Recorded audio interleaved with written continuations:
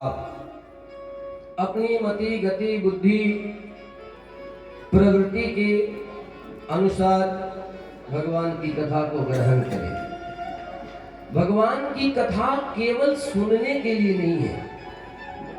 सुनने को तो आप हमें लगता है रोज सुनते हैं, प्रतिदिन सुनते हैं महाराज। और पहले तो जो हमारी बूढ़ी माताएं हुआ करती थी वे तो रोज घर में भगवान की कथा सुनाती थी। और आप तो ऐसे भी भगवान का ही नाम प्रतिदिन लेते हैं, रोज भगवान की कथा, रोज भगवान का नाम। पहले बालक को छींक आ जावे, बालक छोटा बालक छींक दे तो आप क्या बोलते थे? सर पे हाथ रख के सतम जीव, उसी का भ्रंश हो गया सतन जीव। यानी एक छींक से आयु कम हो तो हम प्रार्थना करें सतम जीव, नहीं 100 वर्ष जियो। और हम उन्हें भी कथा सुनाते महाराज। अब तो थोड़े से परिवर्तन के कारण आज हमारे शिक्षा पद्धति में भी कुछ नीतियों में भी बड़ा परिवर्तन हो गया, जिससे हम वो दिव्य बातें नहीं पढ़ाते।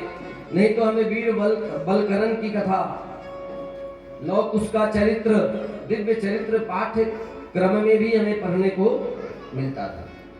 खैर, कल तक की कथा में हम सबों ने महाराज कपिलावतार की कथा श्रवण किए थे कि महाराज कपिल देव जी का अवतार हुआ, उन्होंने माता जी को दिव्य ज्ञान दिया। कपिल देव जी ने कपिल देव गीता का गायन किया। महाराज क्या है कपिल देव गीता जी, इसका सार क्या है? हम उस सार तत्व पे थोड़ा सा चर्चा करें और फिर आज की कथा में आगे बढ़ें। बोलो भक्त वत्सल भगवान की। निर्विन्नाम नितराम भुवन्नाम सदैन्द्रिय दर्शनात् जेन संभाव्यमानेन प्रपन्नानन्दं तमः प्रभो। महाराज परमात्मा आनंद स्वरूप है, परमात्मा आनंदमय है। ये जो संसार है ना, यह दुख से भरा हुआ है। आप जन्म लेते हैं, बताइए क्या बिना दुख के जन्म लेते हैं?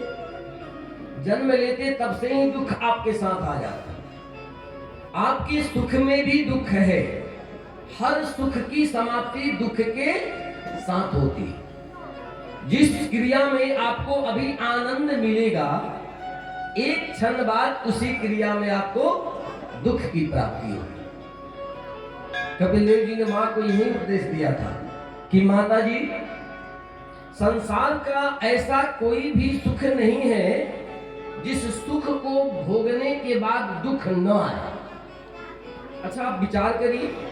आप कहेंगे महाराज तर्क दो। आप यहाँ जैसे यहाँ अपने कुर्सी पर यहाँ जो भी लोग बैठे हैं या जो नीचे भी जैसे भी हैं, इसमें जो लोग बूढ़े हैं, जिन्हें बुढ़ापा का कष्ट आ रहा है, वे कभी जवान थे, उसके पहले बच्चे थे, बच्चा से बूढ़ा, बूढ़ा से तो जब जवानी रही, जवानी का सुख, वह सुख खत्म हो गया, समाप्त हो गया।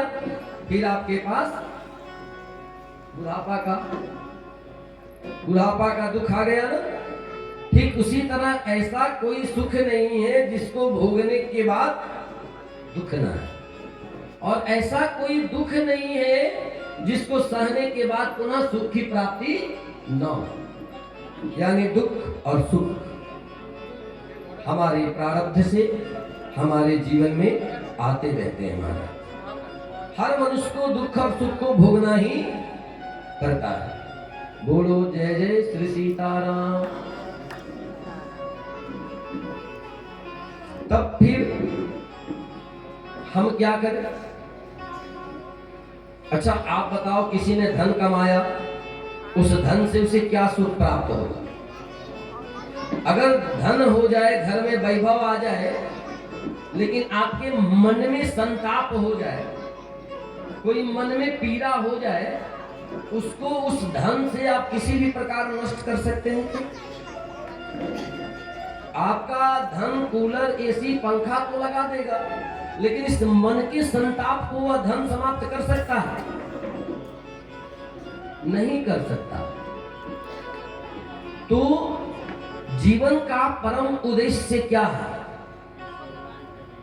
जीवन का परम उद्देश्य केवल एक, उस एक परमात्मा की शरणागति। मानव तन का परम लक्ष्य, परम कर्तव्य, परम उद्देश्य केवल एक ही है, वह एक है परमात्मा का शरण पकड़ो, परमात्मा के शरण में जाओ। और महाराज, कौरवों की सभा में जब द्रौपदी की लज्जा जा रही थी, उस समय द्रौपदी ने सबको पुकारा, पितामह भीष्म, द्रोणाचार्य, अपने 5 पतियों की ओर भी दृष्टि करी। लेकिन अंत में द्रुपद सुता द्रौपदी जी महारानी कृपाचार्य की ओर दृष्टि करी। गुरुदेव आप तो कुछ करो, आपका नाम भी कृपाचार्य है, कृपा के स्वरूप हो, आप तो कृपा करो महाराज। तब कृपाचार्य जी ने कुछ शब्द तो नहीं किया, कुछ बोले तो नहीं, लेकिन उन्होंने अपनी उंगली ऐसे दिखा दी। क्या तात्पर्य? महाराज ने कहा कि देखो यहां बैठा हुआ कोई तेरी सहायता नहीं करेगा, तेरी सहायता अगर कोई कर सकता है तो वह परमात्मा है। और अंत में द्रुपद सुता उसी परमात्मा की शरण में गई, उसी परमात्मा को बुलाई महाराज, और वह परमात्मा आकर द्रुपद सुता के लज्जा को बचाते। तो परमात्मा की ही शरणागति जीवन का अंतिम उद्देश्य होना चाहिए, जीवन का परम उद्देश्य होना चाहिए, परमात्मा को प्राप्त करना, और कोई जीवन का उद्देश्य नहीं है महाराज। भगवान का दर्शन करना, भगवान से मिलने की इच्छा ही जीवन का परम कल्याण है।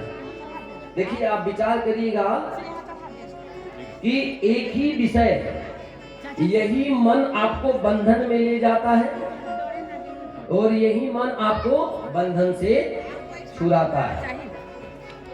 अच्छा कैसे? इसमें बताइए, आप सब लोगों ने आंवला तो देखा है ना, अभी ठंडा में बहुत खा रहे हैं। आंवला को अगर चीनी के संग मिला दो तो क्या बनेगा? चीनी गुड़ मधु के साथ मिलाए तो क्या बनेगा? मुरब्बा। और आंवला को नमक तेल मसाले के साथ मिला दे तो? अच्छा, दोनों का स्वाद एक होगा या अलग अलग? अलग अलग होगा। आंवला की संगति नमक मिर्च मसाला से हुई तो आचार बन गया, स्वाद खट्टा हो गया। बच्चे के मुंह में डालो, थूक दे थू थू करके, और उसी आंवला को आप चीनी चाहे गुड़ शक्कर मधु के साथ अगर उसको संयोग करें तो क्या बनेगा? मुरब्बा, पौष्टिक होगा। उसी तरह ये आपका मन है, इस मन को अगर आप बुराई में लगाओगे तो यह मन बिगड़ जाएगा। जब मन बिगड़ जाएगा तो आपका सब कुछ बिगड़ जाएगा। मन बिगड़ जाएगा तो तन बिगड़ जाएगा, तन बिगड़ जाएगा, बुद्धि बिगड़ जाएगी, संगति बिगड़ जाएगी महाराज। पीछे से जगह उठाएगा। और अगर मन को आपको सुधारना है, मन सुधरेगा तो सब सुधरेगा, और मन अगर सुधर जाए तो आपकी संगति सुधर जाएगी। आपको भगवान का सत्संग, भगवान का भजन, भगवान का कीर्तन, ये सब आपको आनंददायक लगने लगेगा।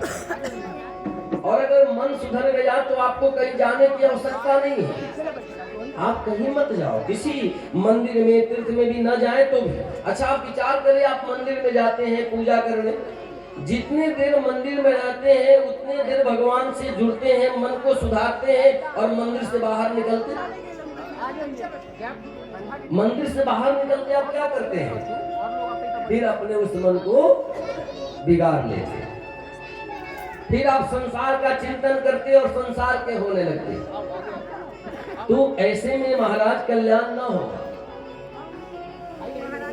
अगर आप भगवान की भक्ति यह सोच कर रहे हैं कि भगवान हमें वैभव दे, तो ये भक्ति का उद्देश्य नहीं है। आप सबको पिछले 2 दिन से मैं यही बताया जा रहा है, भक्ति का उद्देश्य क्या है? परमात्मा को पाना। और कैसे माना जाए कि आप भक्त हो गए हैं? ऐसा कौन सा कसौटी है, कौन सी तराजू है जिस पर ये बताया जाए कि भैया नहीं, अब आप भक्त हो गए?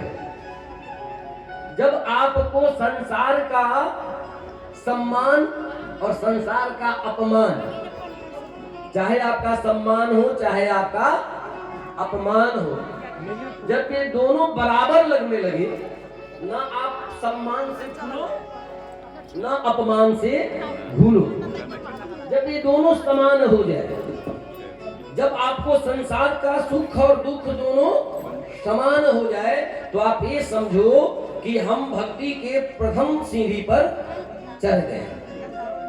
अर्थात किसी ने निंदा कर दी सीताराम, कोई बहुत प्रशंसा कर दे तो सीता। आपको सुख में भूलो नहीं, दुख में, है ना, सुख में भूलो नहीं, दुख में फूलो नहीं। जब ये गति समान हो जाए तो समझिए परमात्मा की कृपा हो रही है आप। अच्छा, अगर किसी ने आपका अपमान किया तो किसका अपमान किया? आप जरा उत्तर दें। अगर किसी ने आपको गाली बका तो गाली को ग्रहण किसने किया? आपके कानों ने? अच्छा बताइए, आपका कान आपका है? अगर आपका होगा तो हमेशा साथ देगा, अंत काल में कान अवरुद्ध हो जाएगा। किसी ने इशारे से आपका अपमान किया, आंखों ने देखा। किसी ने किसी प्रकार का अपमान किया तो ये देह का किया, देह तो आपका है ही नहीं। अगर ये देह आपका होता तो आपका ही रहता। अच्छा, आप विचार करें, आपके देह से आपको क्या सुख? आपके शरीर से अगर सुख है तो किसको? ये शरीर जिस दिन जन्म लिया उसी दिन लोगों ने अधिकार जमा दिया। बाप ने कहा मेरा बेटा। शरीर किसका बनाया? सबने अपना अपना बनाया महाराज। अच्छा, विचार करो, जब शरीर से प्राण निकल जाए तो वो जो जन्म के समय अपना बनाने को आए थे, उसमें से कौन है जो कहेंगे नहीं भैया अब शरीर मेरा है, मुझे दे दो? और कहीं समाज को दिखाने के लिए 2-4 दिन कहें भी, उसके बाद तो किसका है? महाराज, परमात्मा ने आप पर करुणा करके, आप पर कृपा करके आपको ये मानव तन दिया है, और इस मानव तन की सार्थकता केवल यही है कि आप स्वयं को परमात्मा में समर्पित करें। एक और मैं छोटा दृष्टांत दे दूं, एक सच्ची घटना बताकर हम लोग आगे की कथा में बढ़े। आज दिव्य हमें ध्रुव जी की कथा, प्रचेताओं की कथा, इसके अलावा प्रहलाद जी की कथा तक समय मिले तो हम लोग बढ़ेंगे। भगवान दक्ष, शिव और दक्ष के प्रसंग को भी थोड़ा सा हम लोग आज लेकर ही बढ़ेंगे। एक दक्षिण भारत के परम संत थे, उनका नाम था तुकाराम। इसमें से बहुत सारे लोग हैं जो तुकाराम जी को जानते होंगे। बड़े दिव्य संत थे महर्षि तुकाराम जी। और तुकाराम जी के चरित्र में लिखा हुआ, मैंने अभी 5-7 दिन पहले पढ़ा इसलिए मुझे याद है। तुकाराम जी के चरित्र में लिखा हुआ है कि एक बार होली का समय आया और होली के दिन उनके कुछ गांव के दुष्ट लोगों ने उनका मजाक बनाने के लिए, उनसे मजाक करने के लिए तुकाराम जी को लाए और गधे पर बैठा दिए। सभी गांव के उनके दुर्जनों ने कहा कि आज होली में ऐसा है कि आपको गधे की सवारी करनी है महाराज। अब बेचारे तुकाराम मन में विचार किए कि शायद परमात्मा हमारे किसी प्रारब्ध का सजा दे रहा है, बैठ जाओ गधे पर। महाराज तुकाराम जी गए और गधे पर बैठ गए महाराज। और गधे पर बैठाकर उनको माला वगैरह पहनाकर उनका जुलूस निकला। तुकाराम जी थोड़े उदास नहीं है, आंख बंद किए हैं और भगवान का भजन ध्यान कर रहे हैं, आनंद लग रहा है उन्हें। और ऐसे ही घूम रहे थे, तब तक उनका वह जुलूस उनके फिर घर के पास से गुजरा। तो यह देखकर उनकी पत्नी को, श्रीमती जी को अच्छा नहीं लगा, बड़ा बुरा लगा कि मेरे पति के साथ ऐसा मदद। लेकिन है तो श्रीमती जी, इसलिए पति के मुख को देखी कि आपको ये अच्छा लग रहा है क्या। महाराज तुकाराम जी ने अपने जीवन में अपने से कोई चमत्कार नहीं किया। आजकल सब चमत्कार के पीछे पड़ते हैं भैया। चमत्कार से आपका कल्याण नहीं होगा महाराज। चमत्कार के पीछे भागोगे ना तो फिर तो हो गया सीताराम।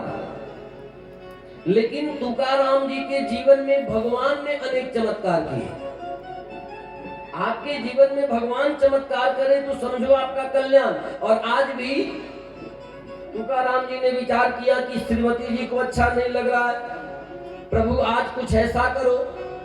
मुझे तो जब गधे पर बैठाया गया तो मैंने तो यही समझा कि मैं गधे पर नहीं, मैं भगवान के वाहन गरुड़ जी पर बैठा हूं महाराज।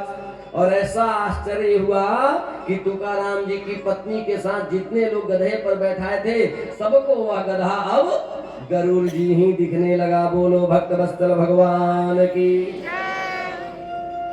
महाराज आप भगवान के हो जाओगे ना तो भगवान आपके हो जाएंगे।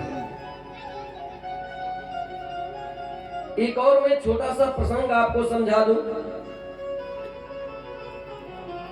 महाराज एक ये सच्ची घटना है महाराज, आज से लगभग 70-80 वर्ष पहले की घटना है। उस समय इतनी दिव्यता, इतनी भव्यता वृंदावन वगैरह में नहीं हुआ करती थी। उस समय की ये घटना है और इस कथा को हमारे गुरुवर श्री राघवाचार्य जी बार बार कहते हैं। उसी प्रसंग को मैं सुना दूं कि एक बार उन्हीं गलियों में एक अलमस्त बाबा पागलों की तरह घुमा करते थे, बड़े अलमस्त रहते थे महाराज। और सुबह सुबह घूमने निकले तब तक बारिश हो गई। बारिश के कारण से थोड़ा जो गली था उसमें थोड़ा कीचड़ हो गया। थोड़ी उनको ठंड भी महसूस हो रही थी, लेकिन आगे ही गए तो एक हलवाई गरम गरम जलेबी बनाए थे। बेचारे ने जलेबी की ओर देखा, हलवाई ने 2-4 जलेबी खिलाया, महाराज जी ने बड़ा आनंद में जलेबी खाया। अब एक तो बेचारे को जलेबी मिल गया, थोड़ा अंदर अन्न गया, पुष्टि मिली।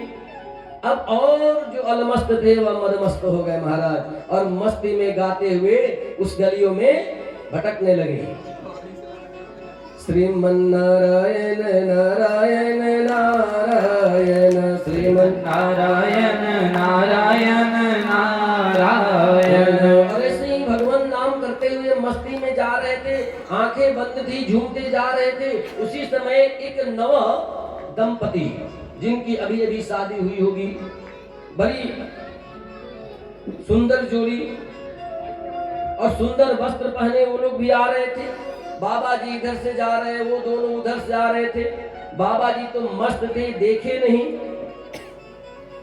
उसी समय बाबा जी थोड़े आनंद में उछले, और जो ही बाबा जी आनंद में उछले कीचड़ पूरा, और उस दोनों दंपति में जो तरुणी, जो पत्नी स्त्री थी, उनके वस्त्र पर और चेहरे पर कुछ कीचड़ उछल गया।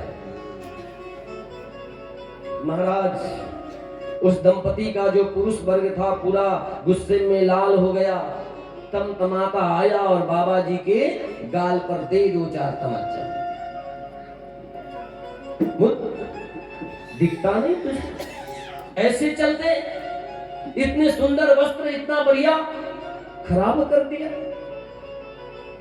महाराज इन्होंने न जिलेबी से उतनी प्रसन्नता दिखाई, न थापर से उतना दुख हुआ। फिर अलमस्ती में महाराज जाने लगे।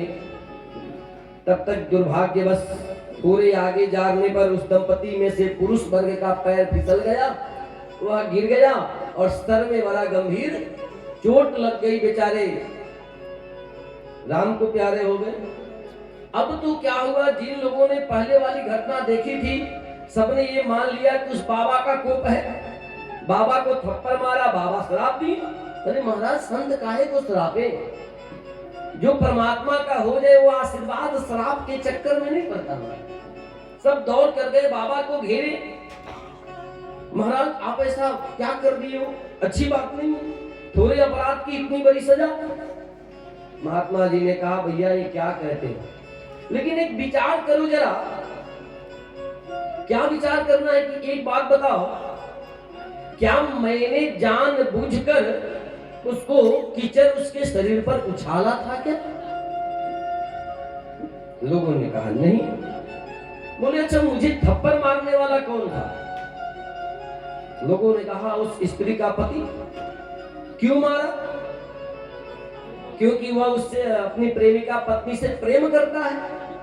तो जब वह जिससे प्रेम करता है उसको थोड़ा कष्ट हो तो वो मुझे मारता है, तो मेरा जो पति, मेरा जो प्रेमी बैठा है जिससे मैं प्रेम में अलमस्त हूं, सोचो अगर मुझे कोई मारे तो उसे कैसा लगता होगा? क्या वह चुप बैठेगा?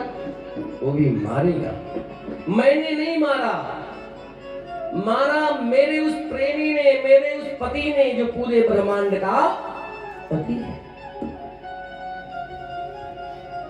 आप परमात्मा से प्रेम करो तो हम ये आपको वचन देते हैं, ये गारंटी है, भगवान ने, मेरी नहीं, भगवान ने गारंटी दी है। क्या आप सब जानते हैं भगवान ने भगवत गीता में अंतिम उपदेश के रूप में यही कहा, अनन्यास चिंतयन्तो मा योजना प्रकाशते तेषां विजुगजुक्तानां योगक्षेमं वहाम्यहम्। भगवान ने कहा है कि अनन्य भाव से तुम मेरे हो जाओ तो तुम्हारे योगक्षेम का वहन मैं करूंगा। कैसा योगक्षेम? भोजन, वस्त्र, आवास, इन सबकी चिंता मैं करूंगा, ये मेरी गारंटी। जब परमात्मा ने आपको ये गारंटी कार्ड दे दिया है तब काहे को हम बेचैन होते हैं? काहे को हम महाराज पापाचरण करते हैं? महाराज देवहूति जी को ऐसे ही दिव्य सिद्धांतों से महाराज कपिल देव जी ने उपदेश दिया। कल तक की कथा हम सब यहाँ तक श्रवण किए थे। आइए आज की कथा में हम सब प्रवेश करें। और मैंने आपको कहा